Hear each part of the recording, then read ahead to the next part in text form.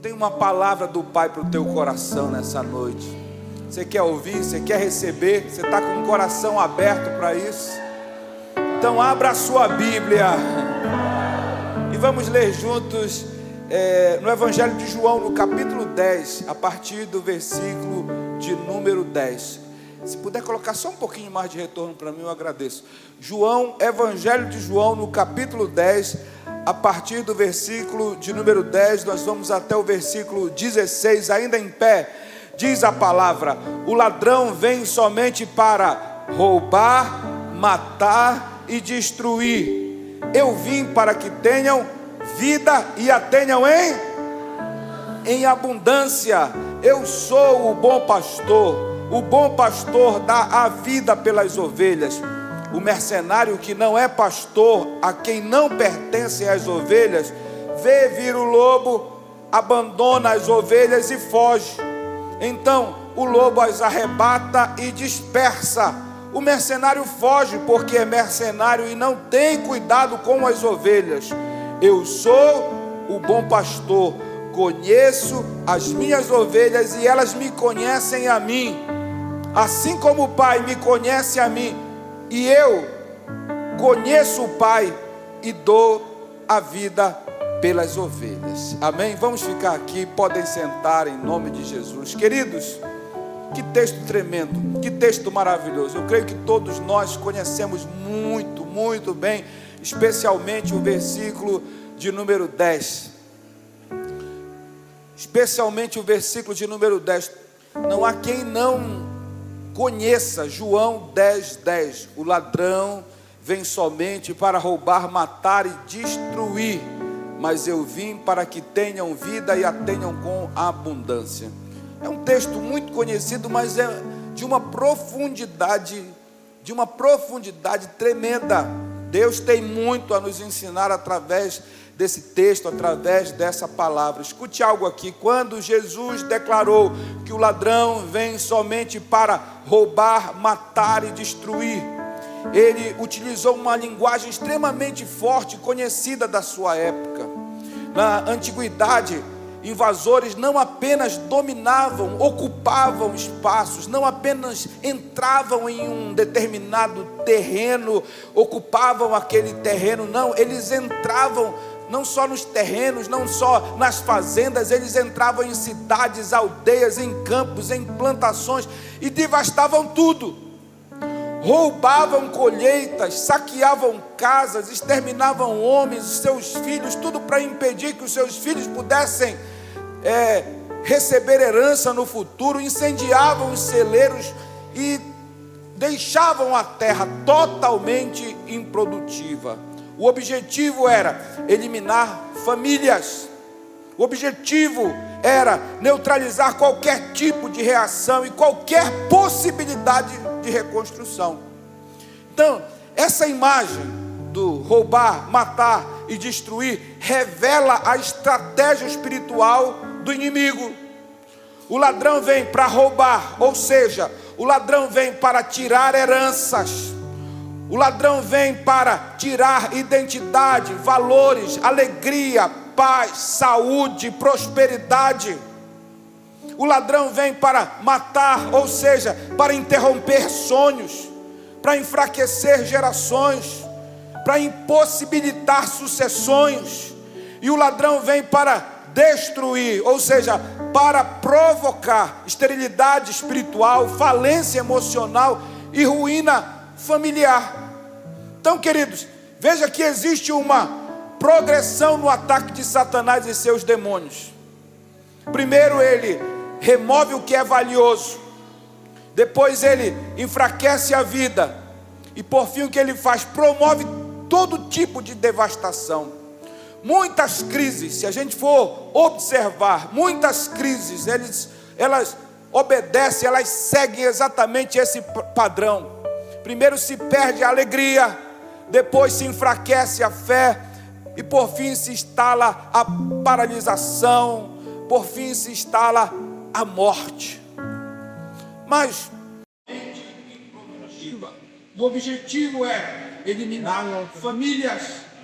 O objetivo era neutralizar qualquer tipo de reação e qualquer possibilidade de reconstrução. Então, essa imagem do roubar, matar e destruir revela a estratégia espiritual do inimigo. O ladrão vem para roubar, ou seja, o ladrão vem para tirar heranças. O ladrão vem para tirar identidade, valores, alegria, paz, saúde, prosperidade.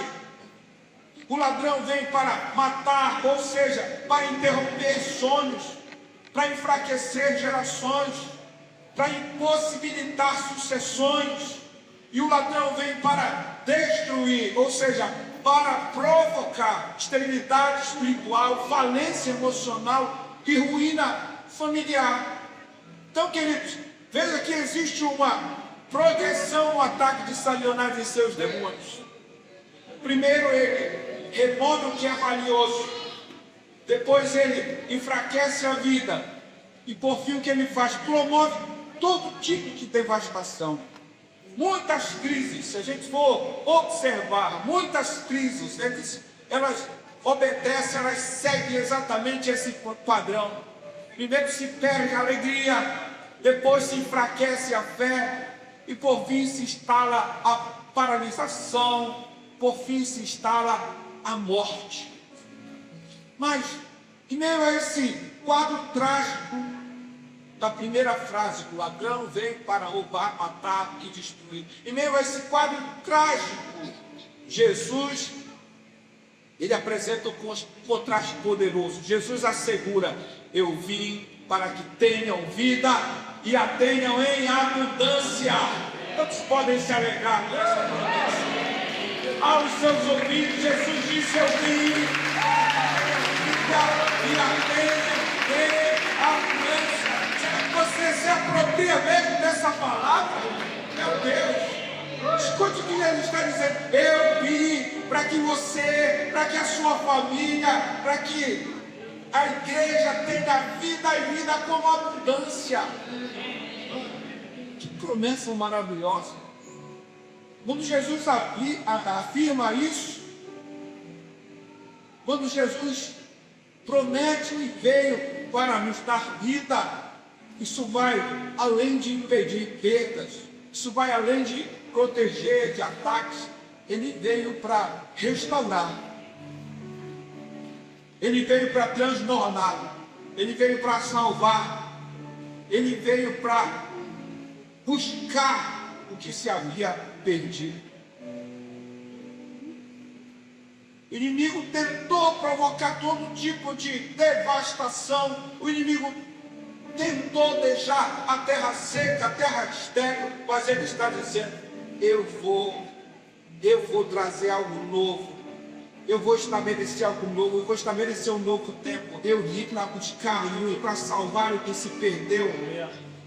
Jesus, ele não veio oferecer sobrevivência, Jesus veio oferecer plenitude. Ele não veio apenas fechar brechas, ele veio estabelecer um novo governo, um novo governo. E dentro desse novo governo, o texto não para, o versículo 10, o texto continua com mais uma afirmação de Jesus. A afirmação é: eu sou o bom pastor dá a vida pelas ovelhas. Isso aqui é muito forte, gente, muito forte. O pastor na cultura bíblica não era um simples guia. Ele protegia o rebanho das feras, dos lobos, dos ladrões, dos salteadores. Ele conduzia as suas ovelhas às águas tranquilas, buscava a ovelha medida. A sua responsabilidade com o aprisco era tão grande que ele dormia na porta, na entrada do aprisco. Ele era responsável integralmente por todas as ovelhas que estavam nos seus cuidados. Ele tinha tanta proximidade que ele falava com as ovelhas entendiam que ele era um pastor, obedeciam.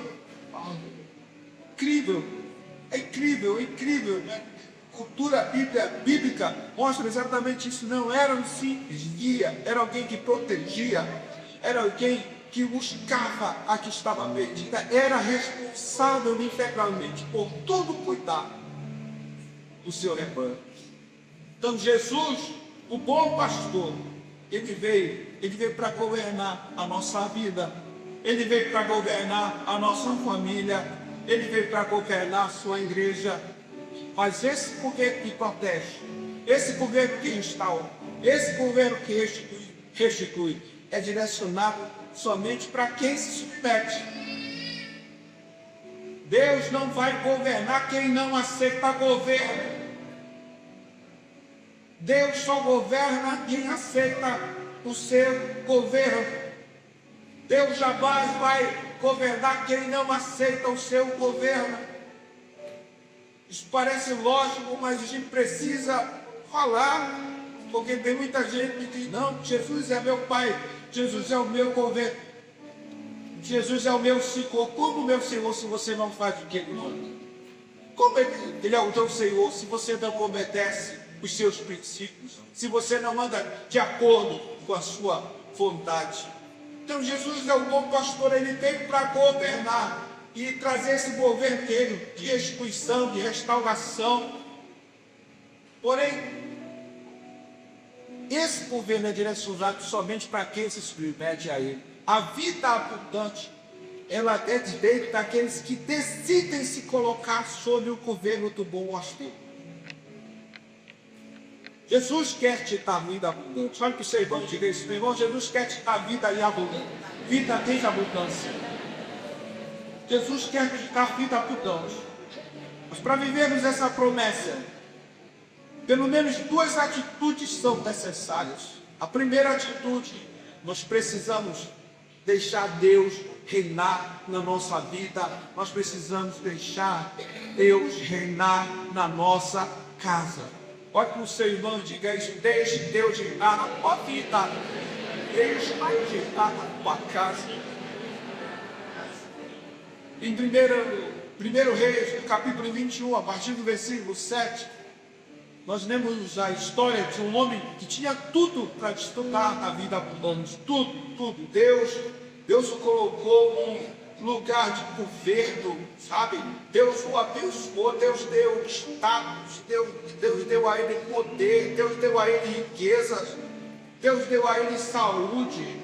Ele era um homem casado, ele tinha uma família. Então está escrito aqui nesse texto de 1 Reis, capítulo 21, a partir do 7, a história desse homem que tinha tudo para desfrutar numa vida abundante. Porém, a casa desse homem não estava debaixo do governo de Deus. Eu quero ler com você, 1 Reis 21, 7, ele diz assim: então Jezabel, sua mulher, lhe disse. Vamos ler juntos aqui? Então Jezabel, sua mulher, lhe disse: governas tu com efeito sobre Israel? Levanta-te, come, alegre-se o teu coração, eu te darei a filha de Nabote, o jezreelita. Então escreveu cartas em nome de Acabe, selou-os por ocidente dele e as enviou aos anciãos e aos nobres que haviam na sua cidade e habitavam por Nabote. E escreveu nas cartas, dizendo: apregoai um jejum e trazei Nabote para a frente do povo. Fazei sentar de fronte dele 2 homens malignos que testemunham contra ele, dizendo: blasfemaste contra Deus e contra o rei. Depois levai-o para fora e apedrejai-o para que morra. Os homens da cidade, os anciãos, os homens que nela habitavam, fizeram como Jezabel lhes ordenara, segundo estava escrito nas cartas que lhes havia mandado. Apregoaram o jejum, trouxeram Nabote para a frente do povo. Então vieram 2 homens malignos, sentaram-se de frente dele e testemunharam contra ele, contra Nabote, perante o povo, dizendo: Nabote blasfemou contra Deus e contra o rei. E o levaram para fora da cidade e o apedrejaram e morreu. Então mandaram dizer a Jezabel: Nabote foi apedrejado e morreu. Tendo Jezabel ouvido que Nabote fora apedrejado e que morrera, disse a Acabe: levanta-te, toma posse da vinha de Nabote. O jezreelita recusou dar-te por dinheiro, pois Nabote já não vive, mas é morto. Olha só, a história que Acabe, três personagens, Acabe, Jezabel e Nabote. Essa história revela como o desalinhamento espiritual dentro de uma casa pode abrir portas de justiça, como o desalinhamento dentro de uma casa pode abrir portas de destruição, como uma casa que não tem o governo de Deus pode entrar em colapso, como uma casa que não tem o governo de Deus pode viver tragédias. Deus deu tudo a Acabe, para que Acabe pudesse viver uma vida abundante. Mas Acabe não fez no Senhor o seu rei. Acabe não fez do Senhor o seu governo. Deus o abençoou. Acabe era o rei de Israel. Mas Acabe não tinha comunhão com Deus. Não era um homem espiritual. Aliás, era um homem frágil. E por ser frágil, Jezabel assumiu o controle moral, assumiu o controle espiritual da casa. Quando Acabe desejou a filha de Nabote, recebeu um não como resposta, se entristeceu, ficou pelos cantos, sabe? Ficou ali emburrado, como uma criança mimada. Sua mulher olhou no seu estado emocional. Um homem que foi levantado por Deus para ser rei. Um homem que foi levantado por Deus para governar. Quando a sua esposa olhou o estado emocional dele, tristinho, choramingando pelos cantos, sua mulher tomou as rédeas, tomou a liderança da casa, arquitetou essa trama que levou Nabote à morte para que a vinha fosse tomada. Então, queridos, Acabe permitiu, por não entregar o governo da sua casa a Deus, ele permitiu que o governo pudesse ser estabelecido do seu lar. Ele permitiu que outro governo pudesse governar na sua casa. Entenda, quando Deus não ocupa o trono da casa, decisões passam a ser guiadas por manipulação, por orgulho, por idolatria. Quando Deus não governa a casa, quem vai assumir o governo é o espírito de Jezabel. Diga, meu irmão, você tem tudo para viver uma vida abundante. Mas faça um favor para você mesmo. Coloque a sua vida debaixo do governo do bom pastor. Porque se a sua vida não estiver debaixo do governo do bom pastor, o espírito de Jezabel vai se levantar para governar. E ao invés de vida abundante, vai se estabelecer vida de miséria, vai se estabelecer vida de violência, vai se estabelecer vida de prostituição, vai se estabelecer vida de manipulação, vai se estabelecer vida de idolatria e tantas outras misérias, tantas outras lástimas vão acontecer na sua casa. Quando o governo não está nas mãos de Deus, o inimigo vai dizer: essa casa me pertence. E não adianta dizer que está amarrado, porque, querido, é decisão, é posicionamento. Não existe muro no reino espiritual. Você sabe disso. Não existe muro no reino espiritual. Estou em cima do muro. Estou em cima do muro. Hoje eu estou aqui na casa de Deus. Ai, que bom. Estou aqui na casa de Deus. Mas vou voltar para o muro. E o muro tem isso. Ou está com Deus ou você despeca. Abismo abaixo. Tem muita gente que está despencando aí. Um abismo. Está caindo um abismo. Porque não se posiciona. Porque não coloca a sua vida aos cuidados do bom pastor. E aí o inimigo diz: não tem ninguém governando, eu vou governar. Jezabel diz: não tem ninguém governando, eu vou governar. Muitas casas estão desajustadas, muitos valores estão se perdendo. Por quê? Porque onde Deus não reina, o inimigo ocupa o lugar, Jezabel ocupa o lugar. Quando Deus governa é diferente. Quando Deus governa, seus princípios se estabelecem e produzem um alinhamento familiar. Quando Deus governa, não tem, sabe, a vontade humana. Não tem as leis humanas, não tem o machismo do homem. Quando Deus se estabelece como governo de uma casa, existe um alinhamento. Existe um alinhamento. A palavra de Deus estabelece promessas de bom prazer e equilíbrio para a proteção da família. O homem é o cabeça. É aquele que é chamado por Deus à responsabilidade espiritual da sua casa em amor. Cabeça significa cobertura, cabeça significa intercessão, liderança, servidora, exemplo. Quando Deus está reinando, o homem assume o seu papel. E a mulher? A mulher assume também o papel dela, auxiliadora, ou seja, aquela que está ao lado do esposo, aquela que age com sabedoria, discernimento, aquela que ora, aquela que fortalece a sua casa. E os filhos? Os filhos também assumem o seu papel, são chamados à honra, à obediência, preservam os princípios, sustentam a sucessão, sustentam, dão garantia de futuro. Querido, quando cada membro ocupa o seu lugar debaixo da autoridade de Jesus, lá se torna uma bênção, a casa se torna uma bênção, lá se torna uma bênção. Vamos discutir algo aqui. Muitas crises familiares não começam com grandes pecados. Muitas crises familiares começam com pequenas negligências espirituais. Muitas crises familiares começam com ausência de oração, com a falta de direção espiritual, com decisões tomadas sem consulta a Deus. Muitas crises começam dessa forma. E vai se afastando de Deus, a gente vai dizendo assim: Senhor, eu entendo, tu és o teu Senhor.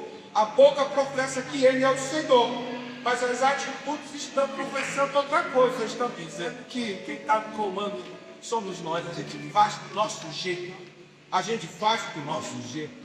Ei, tem um título de crente, tem uma placa lá na porta da casa dizendo que Jesus é o Senhor da casa. Muitas vezes não significa nada. É a nossa atitude de obediência ao senhorio de Cristo. É isso que vai fazer a diferença. É isso que vai produzir vida e vida com abundância. O ladrão pode vir para roubar, para matar, para destruir, mas quem está debaixo do governo do bom pastor, quem está debaixo do senhorio do bom pastor, vai viver vida e vida com abundância. Não sei como está a tua vida. Quem está mandando mais na tua vida, se é você mesmo ou se é Deus. Eu não sei como está a tua vida, não sei como está a tua casa, se é Jesus mesmo que está governando ou se você está fazendo as coisas do seu jeito, da sua vontade, das suas próprias ideias. Se for, meu irmão, em nome de Jesus, de volta para Deus, de volta para o Senhor, e que hoje você faça esse conselho por Deus e diga: Jesus, eu me coloco debaixo do teu senhorio. Jesus, eu me posiciono entregando o governo da minha casa das tuas mãos. Eu tiro o governo das minhas mãos e coloco nas tuas mãos. Uma casa onde Jesus é reconhecido como Senhor torna-se um território de proteção. Ali ladrão não encontra espaço para entrar. Ali o ladrão não tem possibilidade de entrar. Aquela casa se torna um lugar de abundância, um lugar de saúde, um lugar de paz, um lugar, sabe, de prosperidade. Hoje nós precisamos entregar nossa vida e a nossa casa ao governo de Jesus. Será que tem alguém que quer fazer isso? Senhor, eu entrego a minha vida, Será que tem alguém que quer dizer isso hoje? Senhor, eu entrego a minha vida, eu entrego a minha casa ao Senhor. Governa a minha vida, governa a minha casa. Jesus quer nos dar vida abundante. Mas para vivermos essa ordenança, uma segunda atitude necessária. Nós precisamos quebrar a cultura da miséria. Olha para o seu irmão e diga, meu irmão, quebre a cultura da miséria. Deus quer nos levar à abundância. Porém, é necessário uma tomada de decisão. Quem deseja viver essa promessa da abundância, da fartura, quem tem desejo de vencer os inimigos, precisa arrancar do seu interior essa cultura maldita de miséria.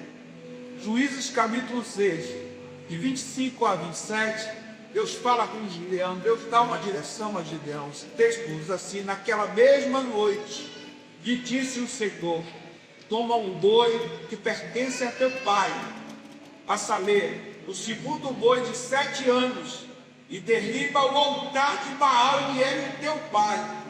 Corta o poste ídolo que está junto ao altar. Edifica ao Senhor teu Deus um altar no cimo deste baluarte,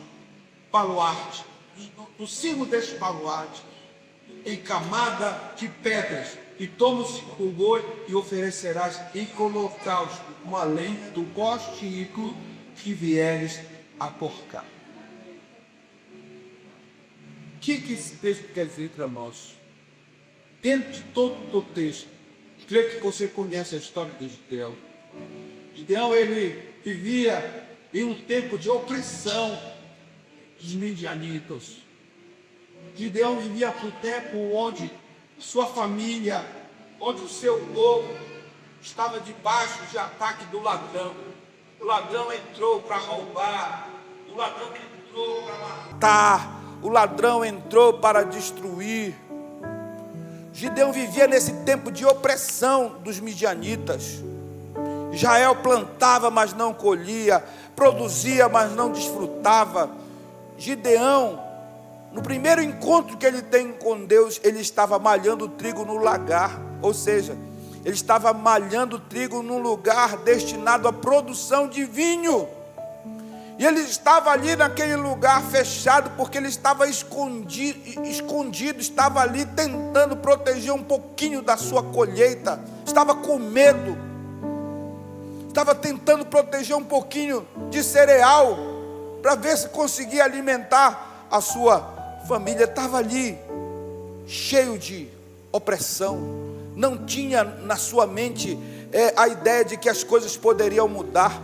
Aliás, quando Deus começa a conversar com ele, ele começa a revelar tanta miséria que havia no seu coração. Deus está dizendo para ele: olha, eu escolhi, eu vou mudar a sorte do meu povo, e eu vou te levantar, e tu és o responsável por isso. Ele começa a dizer: Senhor, eu sou o menor da minha casa, como é que vai mudar as coisas?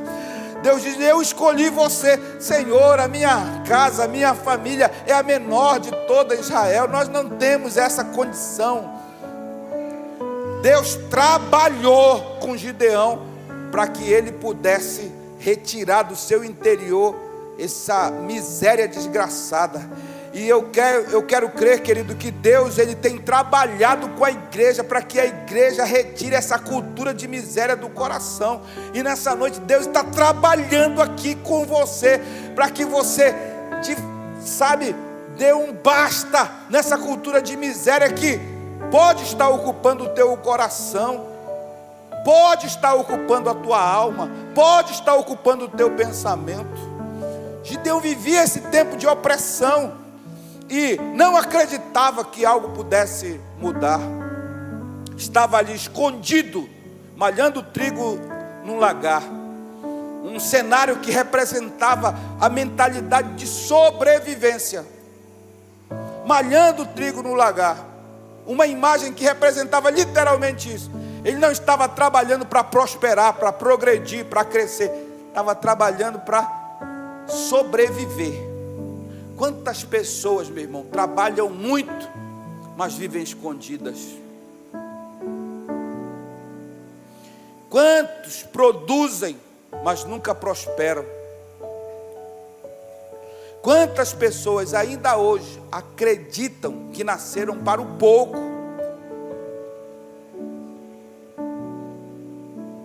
Pastores acreditam que nasceram para o pouco, para o aperto. E eu falo isso porque eu convivo com muitos pastores. Esses dias eu estava conversando com um homem extremamente inteligente, Deus dotou esse homem que eu estava conversando com uma inteligência assim rara. O homem, Deus deu um conhecimento profundo para ele, mas ele com muita facilidade diz: a minha esposa é uma bênção, ela que é administradora de casa, ela que, tudo que eu pego eu entrego nas mãos dela, porque sabe, eu aprendi desde criança que para mim dinheiro não importa.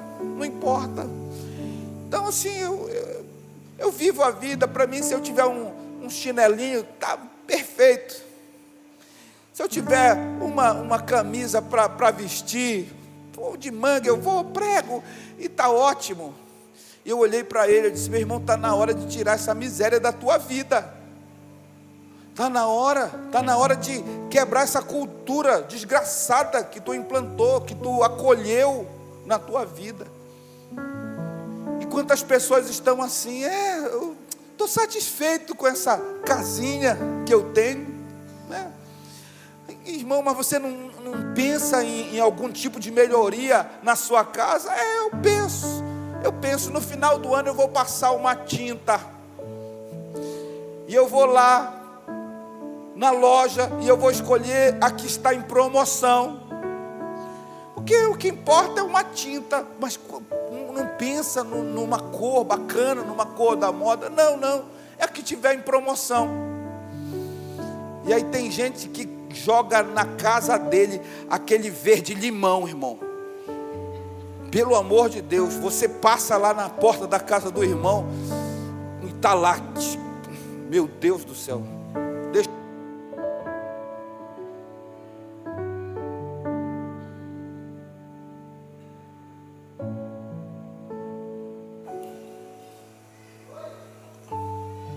Acabou a bateria. Me dá o...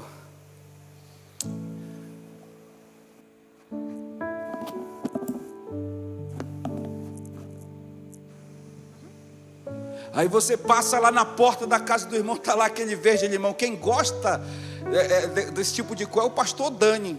E às vezes a gente está andando na rua e aí ele passa na porta de uma casa, está lá aquele verde limão e aquela cor agora de açaí, já viu?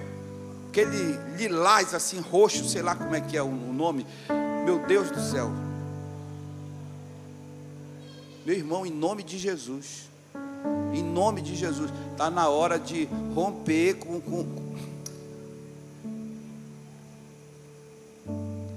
Não, apóstolo, eu gosto. Não, quem gosta me perdoe, amém, Deus abençoe. Realmente gosto não se discute, né?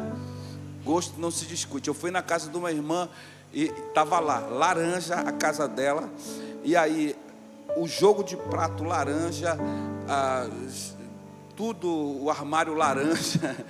Aí eu pedi para ir ao banheiro, tinha aquele joguinho assim de crochê no chão e a tampa do vaso, tudo feito em laranja. Eu disse: meu Deus do céu, que coisa bonita.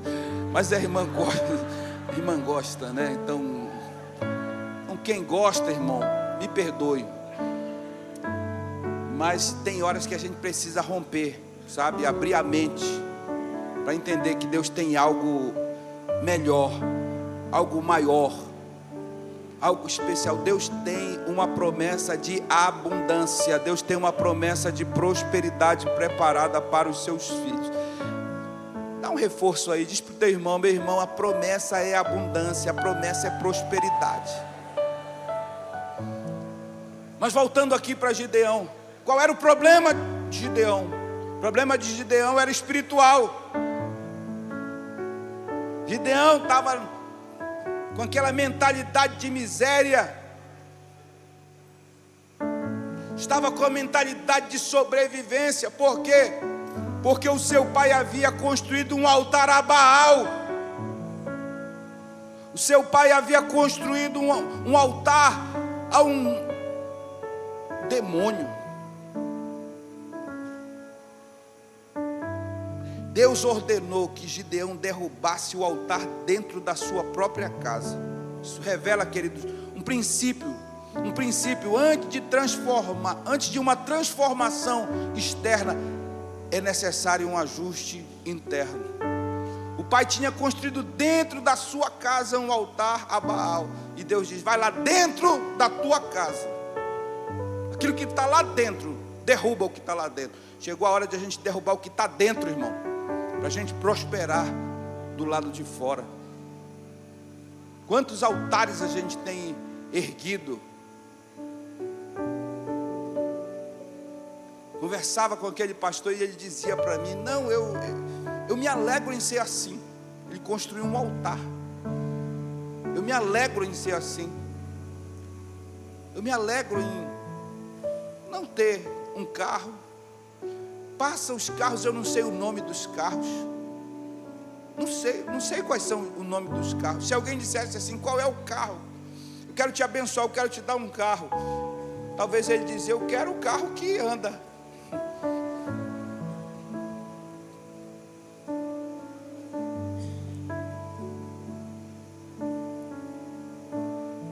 Não tinha ambição nenhuma.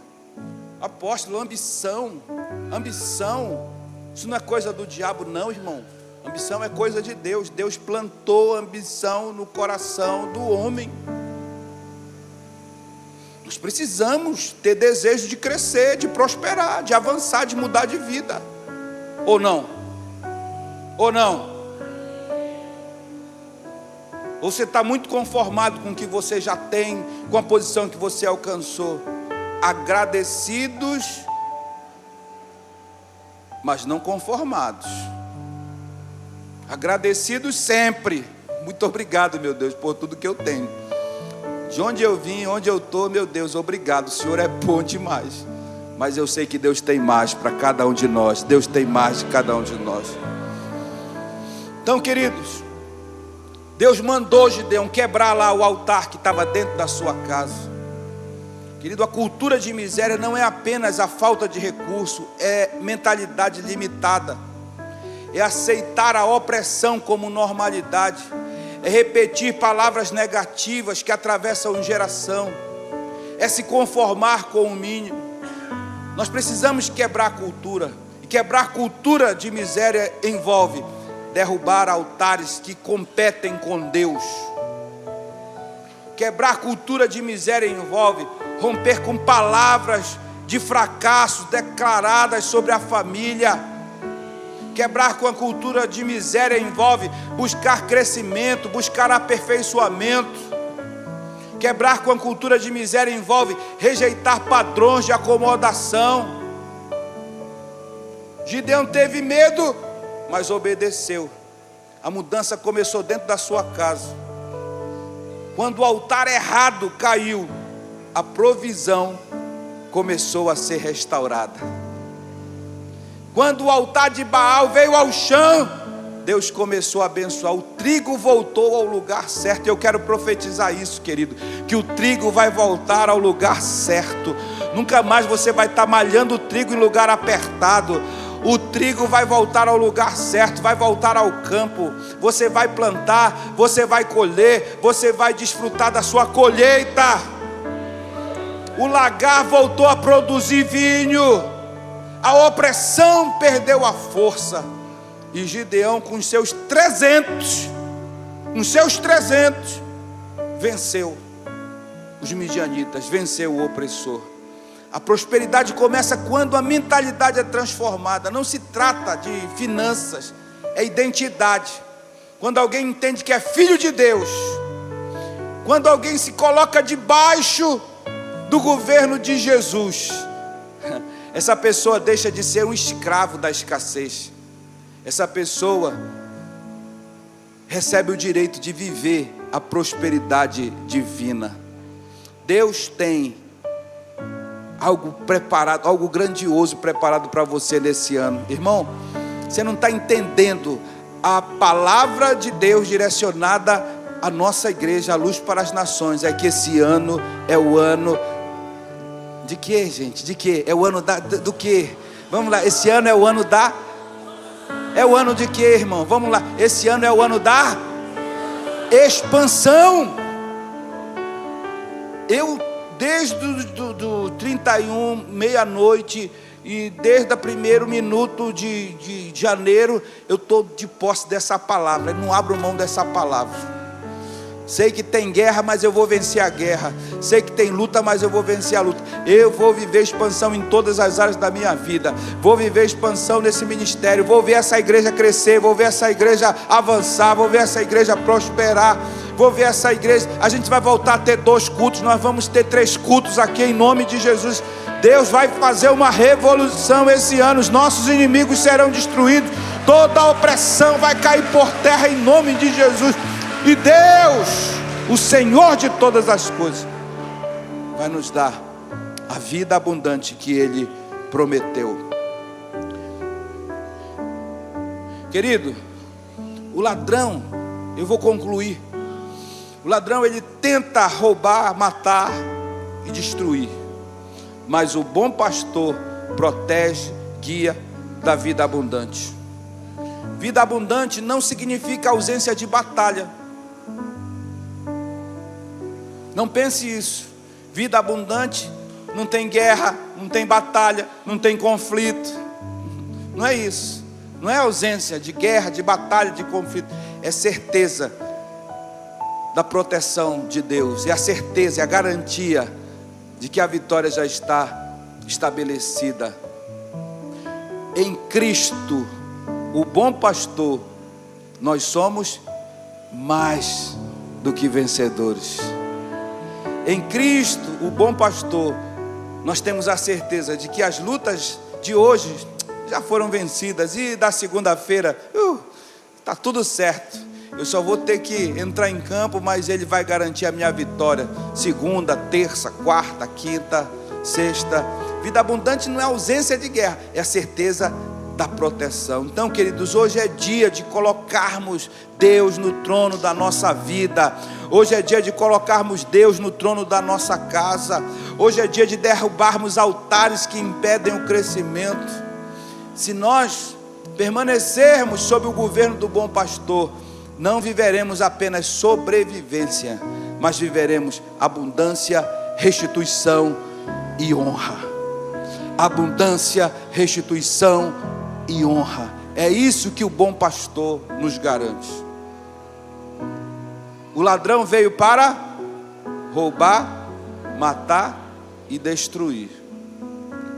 Mas o bom pastor veio para trazer vida e vida com abundância. Vamos ficar em pé, em nome de Jesus. E quem deseja colocar a sua casa, levante as suas mãos e comece a orar pela sua casa.